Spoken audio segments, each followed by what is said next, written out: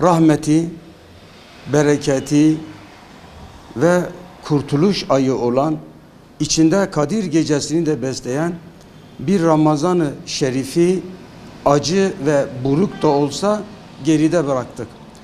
Acı ve buruk diyoruz çünkü 100 yıldır Müslümanların genelde işgalci İsrail çetesi ve emperyalist olan Amerika, Filistin'e, Arakan, Suriye, Irak, Doğu Türkistan ve Sudan, Yemen'in kalbine bir hançer gibi saplanıp ve Müslümanların kanını akıtmaktadırlar. Bu pervasızca yapmış olduğu hareketlerden hiçbir zaman da endişe duymamaktadırlar. Bu emperyalist ve çeteci, Siyonist İsrail'e işbirlikçi olan nice Müslüman ülkeler onların ekmeklerine yağ sürmektedir. Gönül ister ki bu Müslüman ülkelerin bir araya gelip vahdeti oluşturup küfre karşı, emperyalist ve İsrail'e karşı bir mukavemet göstermeleridir. Ramazan bayramı ümmetin birliğine, beraberliğine, kardeşliğine, vahdet oluşturmasına vesile olması dileğiyle tüm Müslümanların Ramazan bayramı mübarek olsun. Sevinç ve hüznü bir arada geçirmiş olduğumuz Ramazan bayramımız İslam alemine hayırlı olsun, mübarek olsun. Allahu Teala bu bayramın hayırlara vesile olmasını Cenab-ı Hak Celle Celaluhu hepimize nasip ve müyesser eylesin.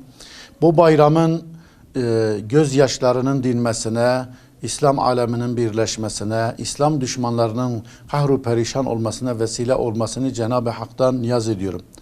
Küskünlerin, dargınların mutlaka barışması gerektiği bir bayramda Müslümanların biri birine kenetlenmesi, biri birinin bayramına mutlaka gitmesi, biri birilerini sorup sıla-i rahmi gerçekleştirmesi lazım. Tekrar bayramımız hayırlara vesile olsun, mübarek olsun. Ramazan bayramının yaşanması umudumuzdur ki bugün İslam coğrafyasının içinde bulunduğu sıkıntıların, problemlerin çözümüne inşallah bir vesile olur.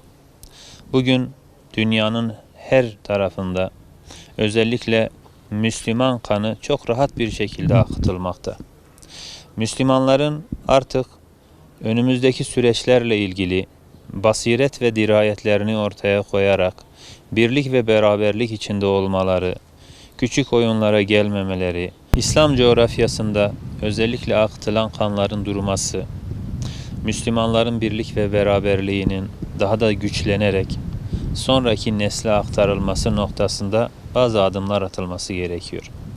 Ramazan bayramının tüm İslam coğrafyasına hayırlar getirmesini temenni eder, mutluluklar ve esenlikler dilerim. İnşallah bizler Ramazan bayramını coşkuyla, çocuklarımızla beraber haneleri dolaşarak tekrar eski akraba ziyaretlerini canlandırmaya vesile olur.